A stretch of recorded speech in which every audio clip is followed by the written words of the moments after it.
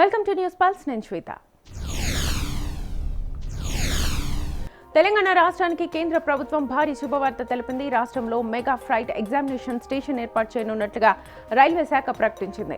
Goods రైలు వ్యాగన్లను repair చేసి పునరుద్ధరించేందుకు ఈ స్టేషన్ను 1000 కోట్ల వ్యయంతో నిర్మించనున్నారు.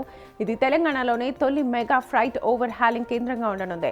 వరంగల్ జిల్లాలో ఈ ప్రాజెక్టును ఏర్పాటు చేయాలని నిర్ణయించారు. దీనివల్ల రైల్వే వ్యవస్థ మరింత బలోపేతం కావడంతో పాటు వేలాది మందికి ఉపాధి అవకాశాలు లభించనున్నాయి. అలాగే సరుకు రవాణా వేగం పెరిగి పరిశ్రమలకు లాభం చేకూరనుంది.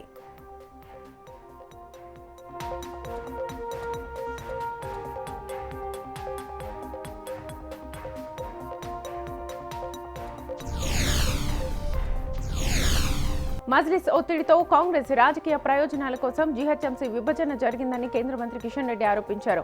ఎలాంటి ప్రజాభిప్రాయం తీసుకోకుండా ఏకపక్షంగా నిర్ణయం తీసుకున్నారని అన్నారు. జనాభా లెక్కల నోటిఫికేషన్ వచ్చిన తర్వాత విభజనలు చేయకూడదని ఉన్న ప్రభుత్వం చట్టం ఉల్లంఘించిందన్నారు. సైబరాబాద్, మల్కాజ్గిరి పేర్లతో కొత్త కార్పొరేషన్లు ఏర్పాటు చేసి గందరగోళం సృష్టించారని విమర్శించారు. ఆరా ట్యాక్స్ పేరుతో ప్రజలను దోచుకుంటున్నారని, మున్సిపాలిటీలో వసతులే లేవని ఆరోపించారు.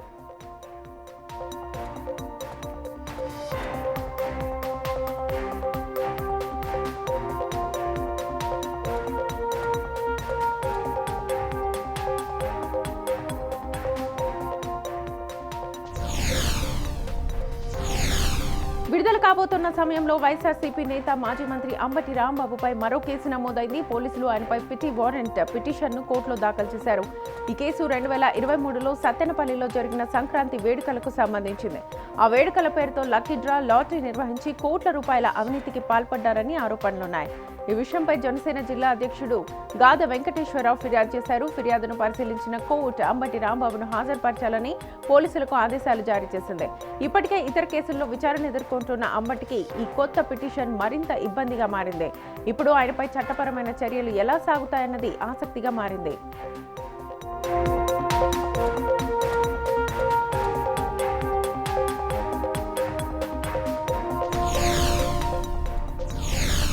ఏపీ అసెంబ్లీ మండలి బడ్జెట్ సమావేశాల్లో భూ కేటాయింపుల అంశంపై తీవ్ర చర్చ జరిగింది. 0 ఓవర్లో వైసీపీ ఎమ్మెల్సీ మాధవరావు ఐటీ కంపెనీలకు తక్కువ అద్దెకే భూములు ఇచ్చారని ప్రభుత్వాన్ని ప్రశ్నించారు. రహేజా రియల్ ఎస్టేట్ కంపెనీ అని విమర్శించారు. దీనిపై మంత్రి నారా లోకేష్ స్పందిస్తూ క్రెడిబిలిటీ ఉన్న కంపెనీలకే లీజ్ ఇచ్చామని తెలిపారు. రహేజా భవనాల్లో ఐటీ సంస్థలు రావడంతో వేల మందికి ఉద్యోగాలు లభిస్తాయని మంత్రి అచ్చెన్నాయుడు చెప్పారు. స్థానిక యువతకు ఉద్యోగాలు కల్పించేందుకే తక్కువ అద్దెకు భూములు ఇచ్చామని స్పష్టం చేశారు. వరదు కళ్యాణి ఆరోపణలపై ఆధారాలు చూపాలని లోకేష్ డిమాండ్ చేశారు.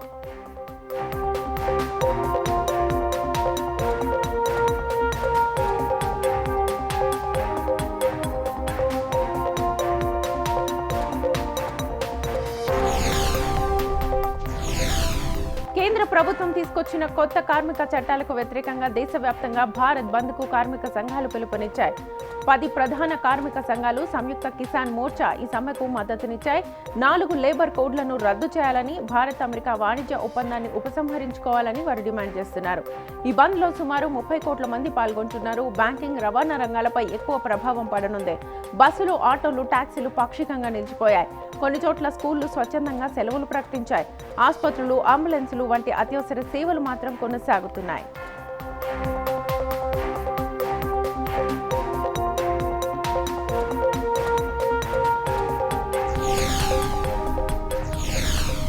కేంద్ర మాధ్యమిక విద్యా బోర్డు కీలక నిర్ణయం తీసుకుంది. 2026 విద్యా సంవత్సరం నుంచి 12వ తరగతి సమాధాన పత్రాల దిద్దుబాటుకు ఆన్ స్క్రీన్ మార్కింగ్ విధానాన్ని అమలు చేయనుంది.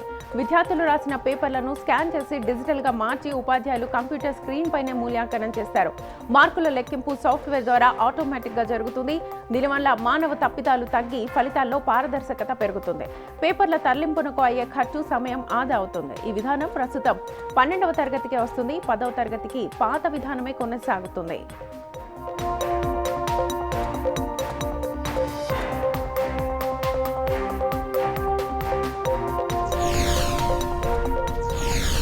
ఉత్తరప్రదేశ్లోని కాన్పూర్లో పాదచారులపై లంబోర్గిని కారు దూసుకెళ్లిన ఘటనలో కీలక పరిణామం చోటు చేసుకుంది.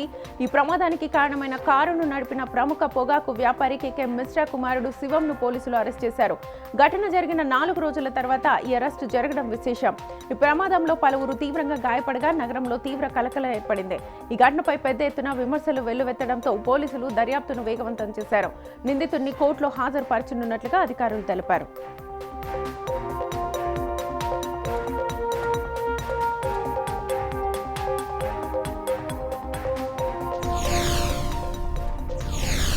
దేశీయ అతిపెద్ద ప్రభుత్వ రంగ bank state bank of India సరికొత్త రికార్డు సృష్టించింది. బుధవారం ఎన్ఎస్ఈలో ఎస్బీఐ షేర్ 3.8% పెరిగి 1187కు చేరి ఆల్ టైమ్ హైని తాకింది. దీంతో బ్యాంక్ మార్కెట్ క్యాప్ 10.94 లక్షల కోట్లకు చేరుకుంది. ఈ ఘనతతో ఎస్బీఐ దేశంలోనే 4వ అత్యంత విలువైన కంపెనీగా అవతరించింది. ఆ క్రమంలో ఐటీ దిగ్గజం టీసీఎస్ ను వెనక్కి నెట్టింది. ప్రస్తుతం టీసీఎస్ మార్కెట్ క్యాప్ 10.5 లక్షల కోట్లు. మొదటి స్థానంలో రిలయన్స్, తర్వాత హెచ్డిఎఫ్సి బ్యాంక్, భారతి ఎయిర్టెల్ ఉన్నాయి.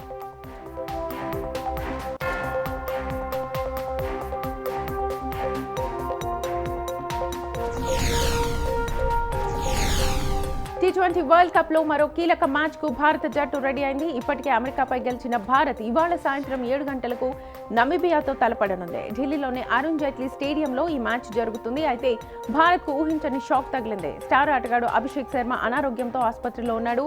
దీంతో అతడు ఈ మ్యాచ్ కు దూరం కావచ్చునని తెలుస్తోంది. అతడి స్థానంలో సంజు శాంసన్ కు అవకాశం దక్కే ఛాన్స్ ఉంది. సంజు ఓపెనర్ గా, వికెట్ కీపర్ గా ఆడతాడు. బుమ్రాకు మరోసారి విశ్రాంతి ఇవ్వొచ్చునని తెలుస్తోంది.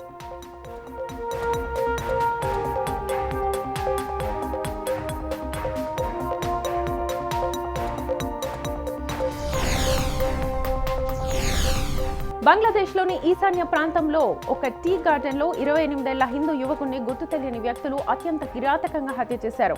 ఎన్నికల ముందు రోజు ఈ ఘటన జరగడం గమనార్హం. మృతుడిని రతన్కర్గా గుర్తించారు. అతడు మౌల్వీ బజార్ జిల్లా కమల్గంజ్ ప్రాంతంలోని చాంపారా టీ గార్డెన్లో పనిచేసేవాడు. స్థానికులు ఉదయం 10 గంటల సమయంలో గార్డెన్లో శవాన్ని గుర్తించి పోలీసులకు సమాచారం ఇచ్చారు. శరీరానికి గాయాలు ఉండగా చేతులు, కాళ్లు కట్టేసి ఉన్నాయి. అతన్ని ఎక్కడో హత్య చేసి ఇక్కడ పడేశారని అనుమానం వ్యక్తమవుతోంది. అతడి కుటుంబ సభ్యులు రాత్రి నుంచే అతడి కోసం వెతుకుతున్నట్లుగా తెలిపారు.